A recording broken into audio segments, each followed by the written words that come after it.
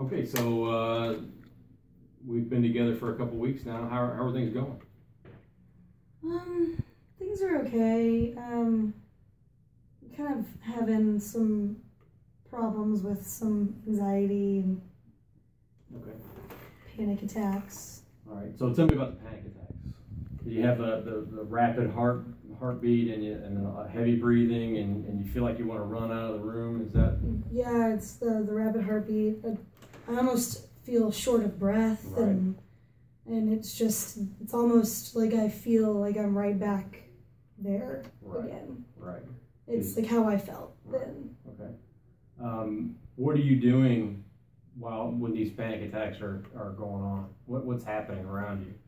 Do you ever feel like you're somewhere else, or? Every once in a while I'll almost kind of feel like I'm not there, and usually it'll just be doing mundane things. Okay. It just kind of comes out of nowhere. Yeah, just out of nowhere. Okay. I'd like to talk about some techniques to help you get through those. I think as we go along, those will get fewer in number a day. I think when we did the assessment, you said you were having like 5 or 6 a day. Is that right? Yeah, that's a lot to deal with. You're not alone. That's pretty normal. But as we go along and we do this, what's called CBT, we're going to move through there. Hopefully it'll make those go, at least reduce the number and hopefully go away. So the first thing I want to talk to you about is when you're having a panic attack, you're not going to die.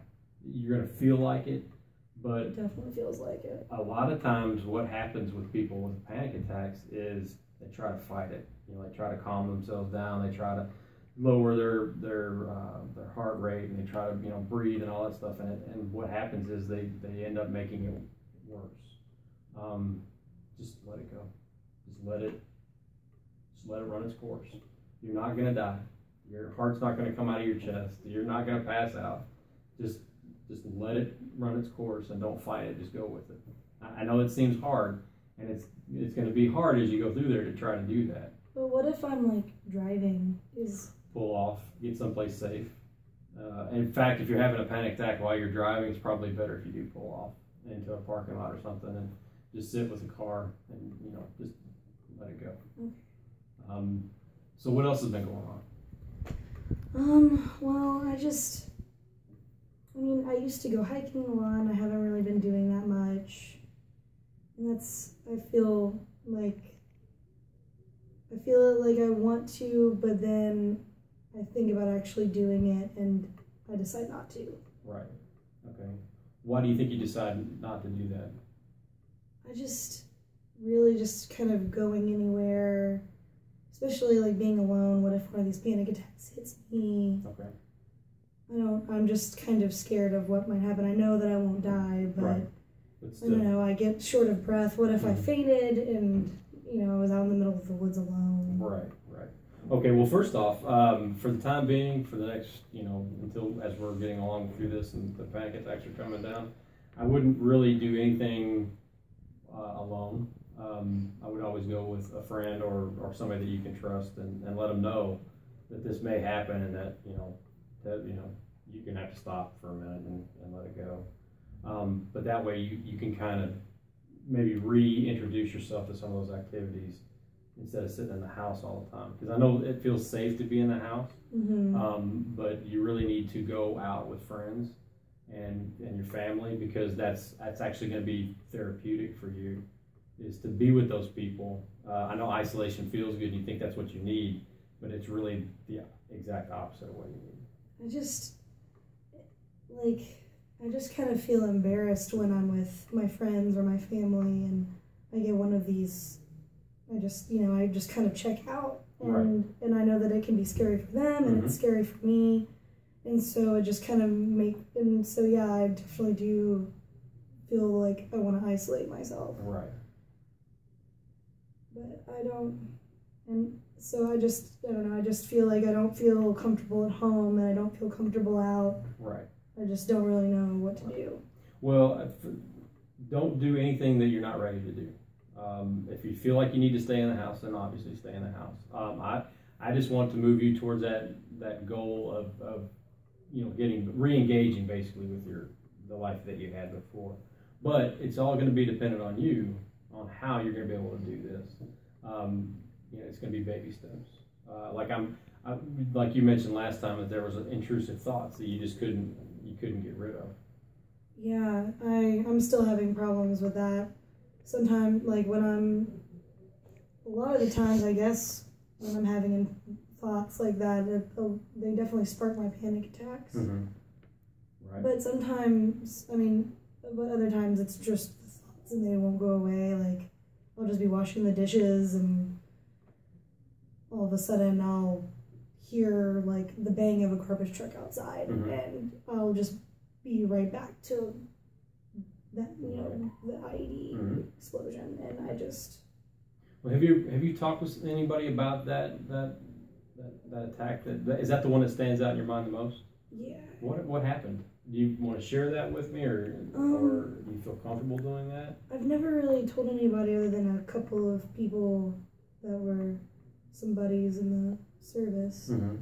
But, well, one day I was with a convoy and we were just relocating, and all of a sudden our tank ran over an IED, mm-hmm.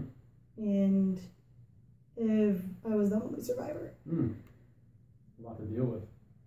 Yeah, I was holding my best friend's carotid artery, and I was trying to wait until somebody came mm-hmm. to save us, and just before somebody got there, he bled out. Right. And so it's just, that moment is just with me every day. I can imagine.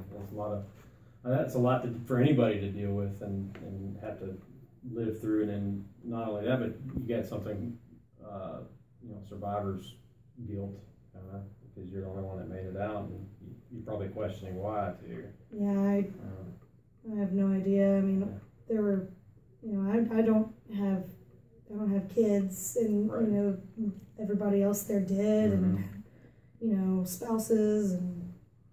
Well, I will tell you this. I don't really delve a lot into why things happen, but if you want to look at it this way, why is not a question we're ever going to be able to answer.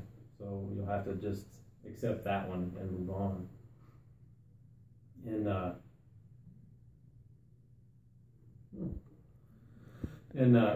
move on with that one.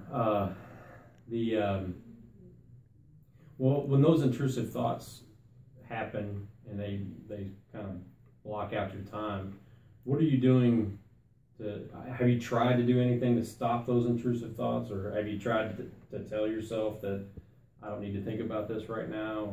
Or a lot of times I'll try just to distract myself with mm-hmm. something else. Like, I'll try to read a funny book or okay. watch something funny on television, right, something right. lighthearted, mm-hmm. to try to get myself off that. But sometimes it helps for a second, mm-hmm. and then once the episode's over, it's just right back to. Right.